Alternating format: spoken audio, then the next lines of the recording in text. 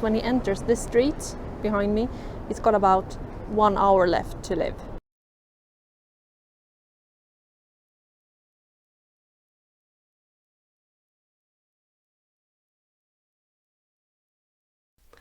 Hello and welcome to my channel. And today we are going to talk about a man who had a really bad day at work. The main character of this story, Hans Axel von Fersen, born in 1755 to Axel von Fersen the older, or senior, and Hedvig Charlotta de la Gardie. Fersen's life was actually just as privileged as it was turbulent. He was born into one of the most influential and wealthy families in the Kingdom of Sweden at the time. If you ask for it, they own it. Several estates around Sweden and Finland, ironworks facilities, a gigantic palace in the capital of Stockholm, the works. Since the family were counts, the highest aristocratic title in their home country, that comes with a lot of privileges as well.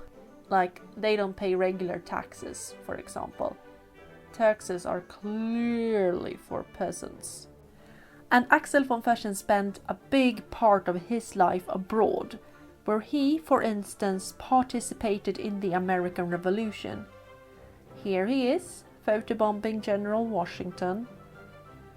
However, what most people know him for today is his alleged affair with French Queen Marie Antoinette. For her, as for the many women he had, Fersen was this handsome, Scandinavian, somewhat exotic gentleman. Almost 2 meters tall. And what's that? It's like 6'5", yeah? Whose charm and way with the ladies is very well documented. The did they, didn't they discussion has existed ever since these two first met, and we don't really have time to unravel that whole thing right now, but yeah, they most certainly did. Have a look at their correspondence. What we can say is that Fersen was extremely devoted to Marie Antoinette, and he never ever abandoned her. I have made up my mind. I shall never marry. Because I cannot belong to the only woman I want to belong to. The only one who truly loves me. And therefore I cannot tie myself to any other.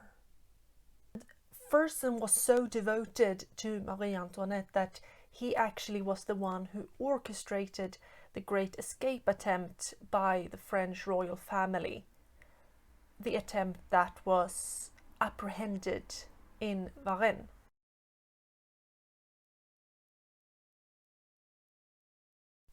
And we all know what happened. What do you mean? What happened to her? Oh God, no, please, no. In the 1938 film, Fersen is actually portrayed as watching Marie Antoinette's execution, and they made him have the most Scandinavian reaction ever, like mildly bothered. But really, he was emotionally destroyed after receiving news about her death. I can't make this transition any less awkward. So, in 1810, almost 2 decades after losing Marie Antoinette, Axel von Fersen is back in Sweden, and he's a very prominent member of the Swedish aristocracy. In fact, he's such a prominent member that he holds the title of Marshal of the Realm, which means that he is just below the king in ranking, actually. Now, 1810 is not really a stable period in the world. There was a little situation commonly referred to as the Napoleonic Wars, and they were very much still a thing. Fersen's home country, Sweden, is in disarray after being broken into two when Russia took Finland only a year prior. Finland and Sweden had been part of the same states for hundreds of years, and they were suddenly pulled apart. And this resulted in a dethroning of the king, who was sent into exile in 1809, and the deposed king's uncle takes the throne, and he becomes Charles XIII. And King Charles is very, very satisfied with his new position. However, Charles is what historians like to refer to as a very shady person. So remember him, because we are getting back to him. However, the king and queen, Hedvig Elisabeth Charlotta, they have no surviving children together. And you need someone for the line of succession. Enter Carl August, a Danish prince adopted into the Swedish royal family and the new crown prince. The queen had the following to say about Carl August. Well, his head wasn't the best, but at least he was a kind person. So far, so good. Succession order settled, and we can start rebuilding a new future. But then disaster strikes. While out inspecting troops, Carl August randomly falls off his horse and dies. The crown prince is dead. A stroke, says the doctor. But was it really? Rumors start to pop up. Maybe the crown prince was murdered. It could be poison. I mean, it's only logical. Royals just don't tip over and die, do they? There must be foul play involved. People were looking for scapegoats, and soon they found their culprit. Count von Fersen! Of course, according to said rumor, Count Fersen and his sister Sofia worked together in a plot to poison the crown prince. As you probably understand, these two were not the most popular people in Sweden at the time, even before the murder accusations. They were part of the old landholding aristocracy, and they're well-bred, wealthier than most people, really symbols for the old times. And that's not really what you want to be in Europe at this time.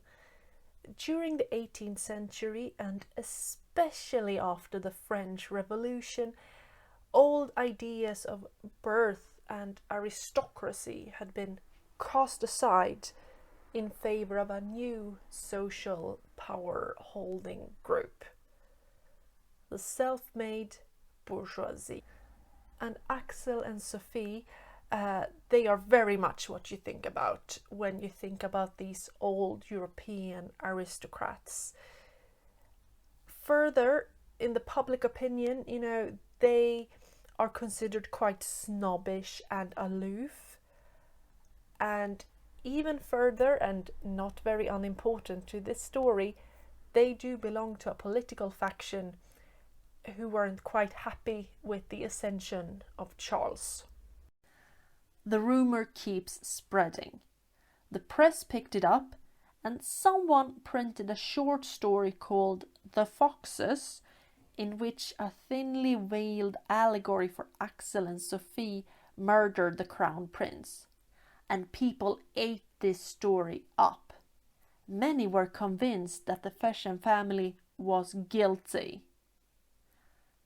Meanwhile, the corpse has been transported from the location of death to the capital, where it is intended to go on a procession through town before laying in state at the royal palace. This was the talk of the town, and soon very graphic and threatening letters started flooding into Axel von Fersen, and he was not quite happy about that.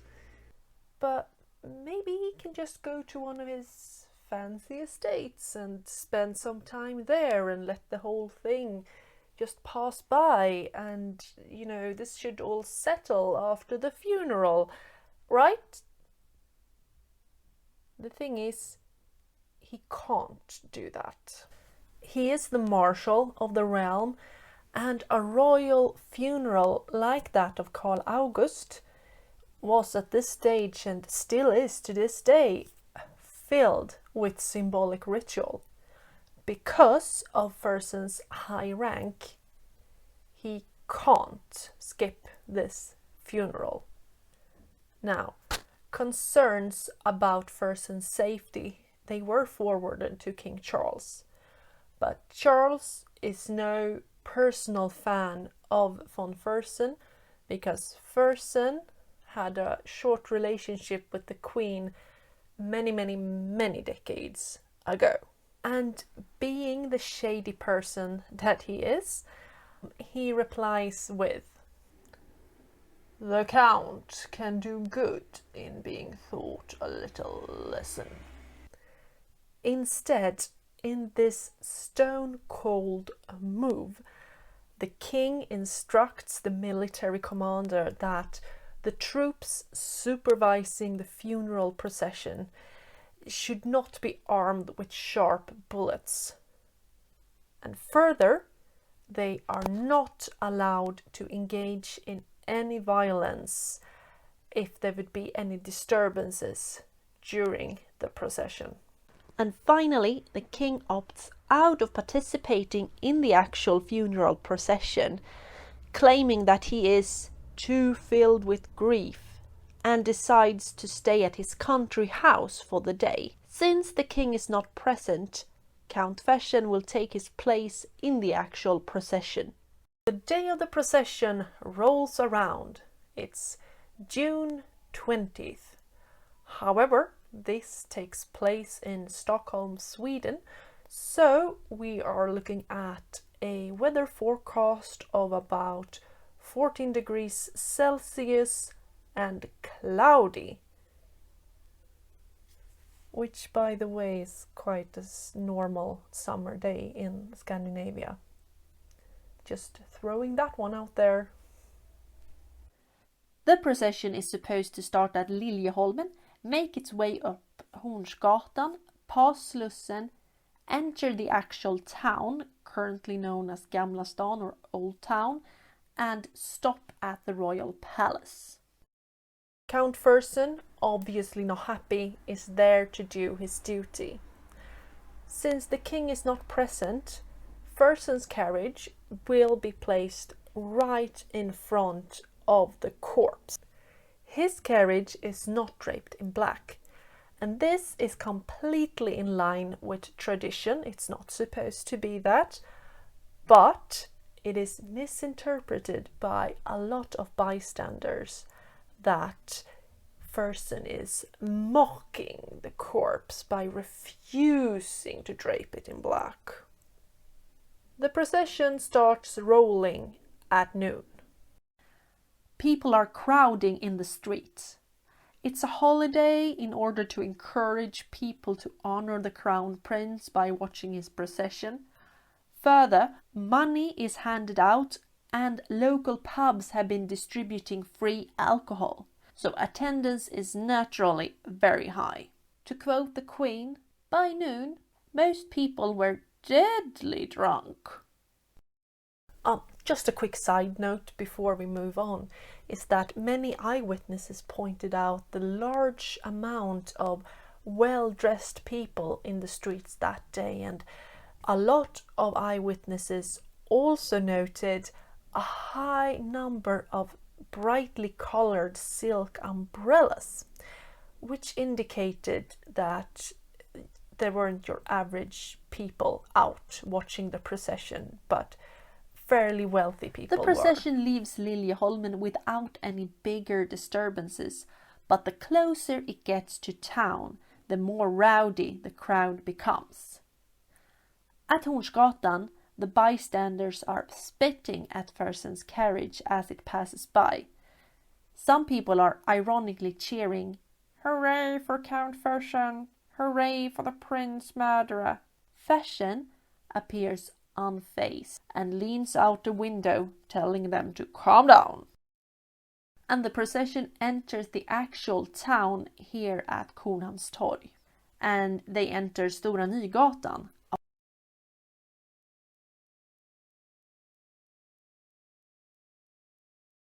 Bystanders are yelling, "Rocks for Fersen!"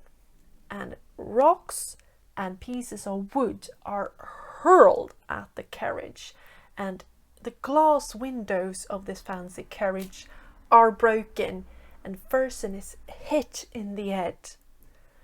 He is bleeding, but he remains very calm and very poised. And as you can see, the street has very tall buildings, so this is about to become a death trap. As when he enters this street behind me, he's got about 1 hour left to live. The rowdy crowd keeps going, furiously throwing rocks at Fersen and his carriage. Suddenly, the procession comes to a full stop when the horses are disconnected from the carriage. Fersen is trapped. What happens next is a little bit hazy because there are multiple eyewitness accounts, and this was a very chaotic situation. But I will do my best for you to bring order within this chaos. Upon exiting his broken carriage, Fersen is immediately bombarded with punches from fists and umbrellas and walking sticks, and the crowd is following him, ripping frantically at his clothes. He manages to enter a pub in this building and takes his refuge in a room upstairs. The crowd gathers outside, demanding the pub owner to throw Count Fersen out. Meanwhile, the military has noted that the situation is a little bit chaotic, so the commander Silversparre appears outside the pub and tries to negotiate with the crowd. The mob calls for the arrest of Count Fersen. Silversparre suggests that he will take Fersen into custody, and the crowd actually seem to calm down and agree with this. As he enters the building to collect Fersen, however, protesters are rushing in, attacking the Count once again. After this, Fersen's coat is ripped off and thrown into streets where it's actually pulled to pieces. It's just a short walk across the square, and then Fersen will be locked up and fairly safe. And further, about 200 soldiers are positioned on the square watching the event. Silversparre leads Fersen into the street in order to take him to jail. The Count is really badly beaten up and he's covered in spit from the mocking bystanders. But as they are almost there, disaster strikes again, because the crowd attacks Fersen again, and Silversparre loses the grip he had of the Count, and he also realizes at this point that he has lost what little control he had of the situation. Someone beats Fersen so hard with a walking stick that the stick breaks in two across Fersen's head. And Fersen desperately turns to the soldiers who are right there, right next to them. And he yells out, "Lads, save me!" A few soldiers present their bayonets and they are ready to protect the Count. But their commanding officer is honoring the king's orders, and he tells them to back off and stand down. And so they do. A few bystanders assist Fersen into a locked room in the building. And this is the actual building. It's still standing. I am not allowed to enter because this is the High Court right now, so that would be a bit risky, I think. And he sinks down on a bench. The Count has been beaten so bad that he is almost unrecognizable. His face is bruised up, his long grey hair has been pulled out of his head, and his skull is actually bleeding, and his clothes are torn to pieces. Fersen asks for a drink of water, and a helpful man gives him a pot which he devours.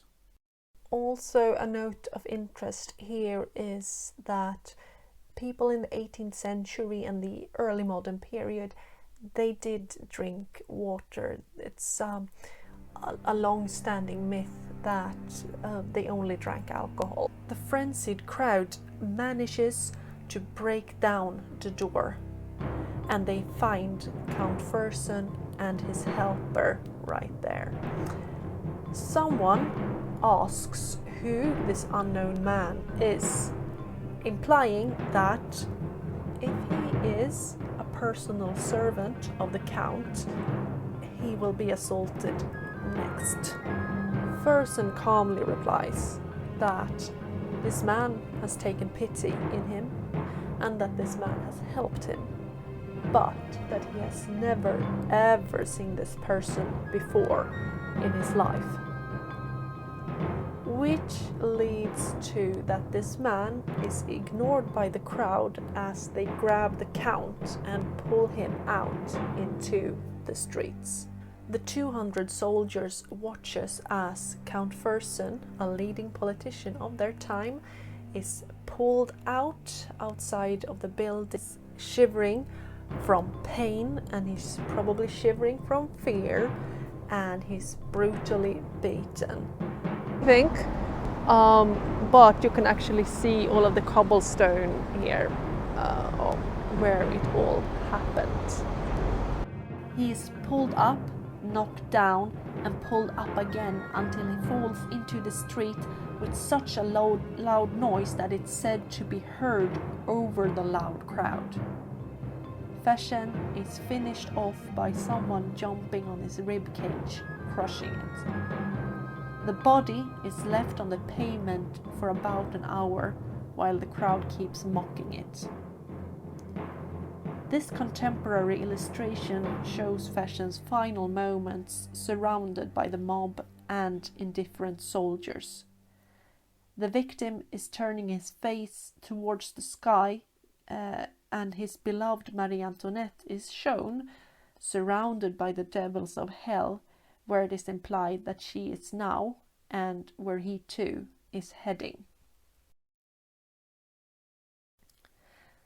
Pieces of Fersen's clothes were kept as trophies, and people showed them off to one another. But it doesn't end there anyway, because some eyewitnesses claim that there were almost like two crowds in a way. When the silk umbrellas left the scene, workers started to appear. Riots break out all over the city as more and more people are turning their disdain from Fersen to the man in general. Homes of wealthy aristocrats as well as the royal palace are attacked. Now, the king agrees that the military may use violence and the cannons are rolled out. Shots are fired, people are hurt, but the number of casualties is a bit vague. As bad weather rolls in during the night, crowds disappear from the streets. So, that leads us to a number of burning questions. Why did the crowd attack Fersen that day? Why did the army not intervene when it got out of hand? Who were all these fancy people that witnesses described? Was there any truth to the allegations of poisoning? And what about the silk umbrellas? Was this a conspiracy to get rid of von Fersen? Let's discuss. People generally have one of 2 points about this. 1, that it was a conspiracy.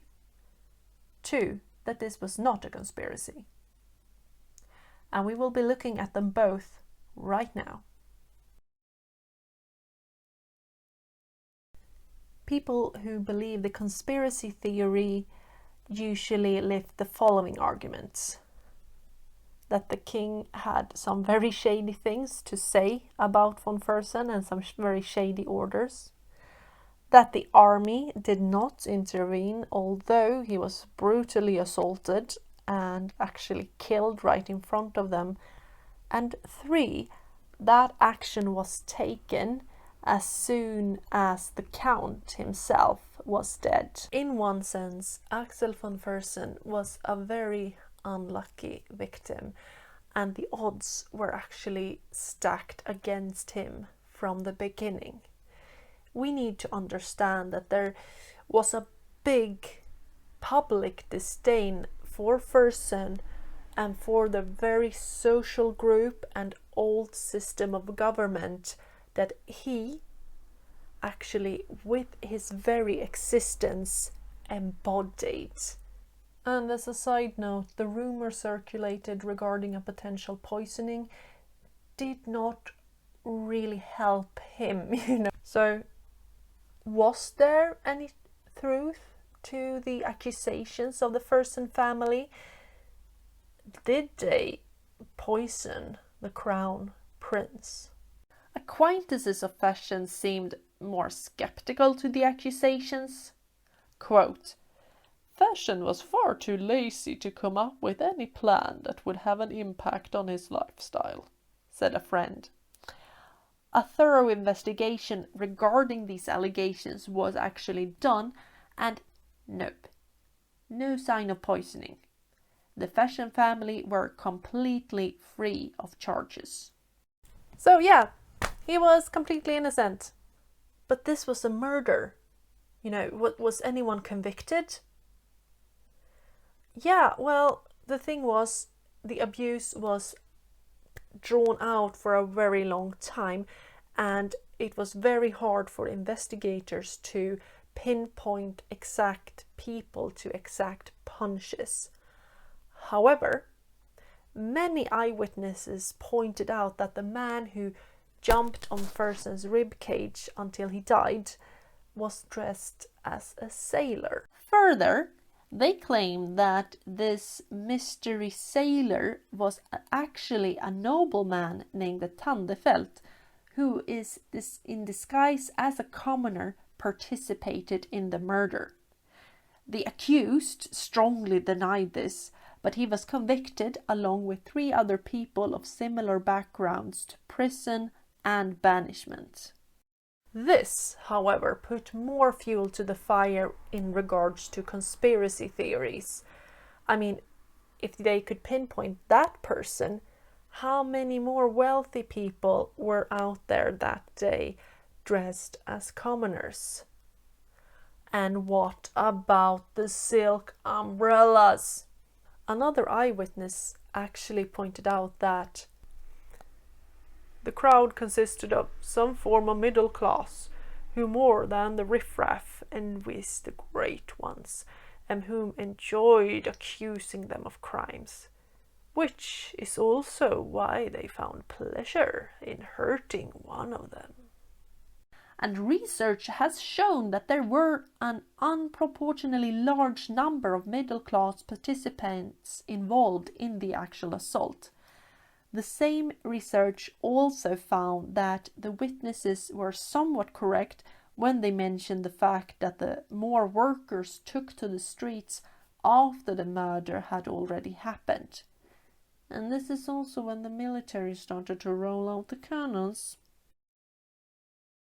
Another argument supporting the conspiracy theory is that the military was indeed very, very, very passive when this prominent member of the aristocracy was brutally assaulted right in front of them. However, academic historian Mats Berglund has shown that this negotiating strategy was used by the Swedish military in times and situations of civil unrest. In fact, this had been the go-to method for calming down any disturbances for many decades before the assault on von Fersen. So Silversparre's attempt to calm down the crowd that day was nothing that deviated from the norm. That was probably what he was supposed to do. So we have the conspiracy theory and we have the unlucky circumstances theory. And frankly, it's fully valid to look at this murder as a result of both of these two things combined. I mean, false reports regarding the Crown Prince's death were deliberately circulated. Free alcohol and coins were handed out to the crowd. The king ordered the military not to interfere with any potential violence. Fersen was forced to take the king's place in the procession, and when he was attacked, the officers in charge lost control of the situation or was unsure regarding their authority to stop anything. It is likely that this was an attempt to scare the influential von Fersen family and to undermine their credibility by having their most prominent member publicly attacked during this very important and symbolic event. But that murder wasn't really part of the plot, but as the situation derailed, that's what happened. Sofia von Fersen erected a monument on one of her family properties. The inscription reads, "For an unforgettable brother, the bravery within his final moments, June 20th, 1810, is a testament to his virtue and composure. His ghost shall be met with blessings and tears at this place in which he enjoyed friendship and peace in the past."